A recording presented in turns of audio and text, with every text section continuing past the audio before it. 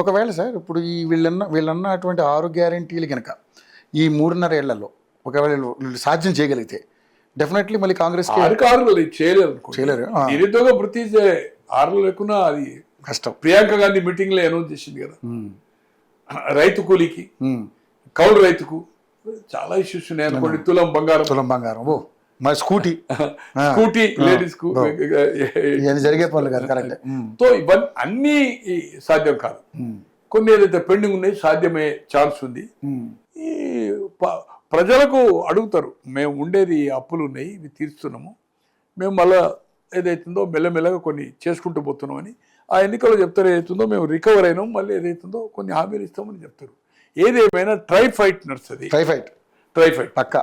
బీజేపీతో ఆయన ఎలయన్స్ అయితే స్ట్రైట్ ఫైట్, బీజేపీ బీఆర్ఎస్ ఏదంటే లేదా ట్రై ఫైట్. ఈ మీటింగ్ లో ఒక అంశం మాట్లాడారు సార్ ఆయన, పోలీస్ డిపార్ట్మెంట్ టార్గెట్ చేశాడు. రాసి పెట్టుకుంటున్న బుక్లో మీరు ఎందుకే దుంకులాడుతారు అని పోలీసులతో మాట్లాడారు సార్. ఇవన్నీ ఇంకోటి సార్, పక్క రాష్ట్రంలో కానీ ఇక్కడ కానీ తమిళనాడులో కానీ తో ఎక్సైజ్ చేసిన వాళ్ళకు పనిష్మెంట్ జరుగుతున్నాయి. ఇట్లా మాట్లాడకపోతే వాళ్ళు కూడా ఎక్సెస్ పోతారేమో. ఇట్లా మాట్లాడడం వల్ల కొంచెం కంట్రోల్లో ఉంటుంది.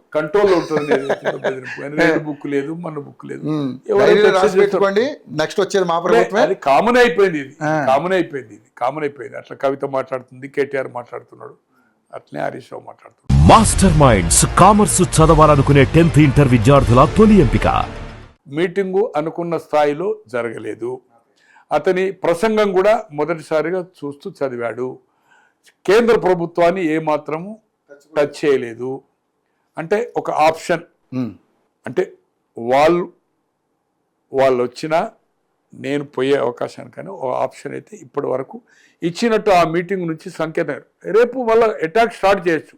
కానీ నిన్నటి మీటింగ్లో అసలు ప్రస్తావించని, ఎప్పుడో తెలంగాణ ప్రథమ శత్రువు నెహ్రూ ఇష్యూ, తెలంగాణ ఇందిరాగాంధీ చంపింది, మరి నువ్వు చంపింది లెక్కేంది, ఆమె ఫైరింగ్ చేసింది, నువ్వు చంపినావు కదా అమాయకులను రెచ్చగొట్టి.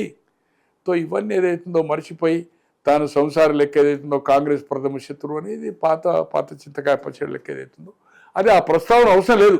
తెలంగాణ వచ్చింది 10 ఏళ్ళు అయిపోయింది, మళ్ళీ ఇది ఒక 12 ఏళ్ళు అయిపోయింది. ఇంకా మళ్ళీ తెలంగాణ ఎవరు అడ్డు, ప్రథమ శత్రువు, ఇవన్నీ ఎందుకు? దాని తర్వాతనైతే కేంద్రంలో అధికారం పోయింది, ఇక్కడ అధికారం పోయింది. ఇక్కడ ఆంధ్రలో లాస్ అయితే తెలిసి కూడా ఇచ్చి ఈరోజు 2 సార్లు ప్రతిపక్ష హోదా రాలే. అటువంటిది నువ్వు ఉన్న కేంద్ర ప్రభుత్వం నిధులు ఇస్తుందా లేదా, ఇచ్చిన హామీలు, విభజన హామీలు అమలు చేసిందా లేదా, అదే అటాక్ చేయక కాంగ్రెస్ ప్రథమ శత్రువు, కాంగ్రెస్ పార్టీ ఇచ్చింది కదా, మళ్ళీ కాంగ్రెస్ ప్రథమ శత్రువు అయింది. ఇది అంటే అతని ప్రసంగము అటాక్ కానీ ప్రాపర్ కానీ లేదు. డైలమాలో ఉన్నాడు, కన్ఫ్యూజ్లో ఉన్నాడు, హెల్త్ ప్రాబ్లం కూడా ఉన్నట్టున్నది. ఫేస్ కిట్ వచ్చినప్పుడు వీక్ కనిపిస్తున్నాడు.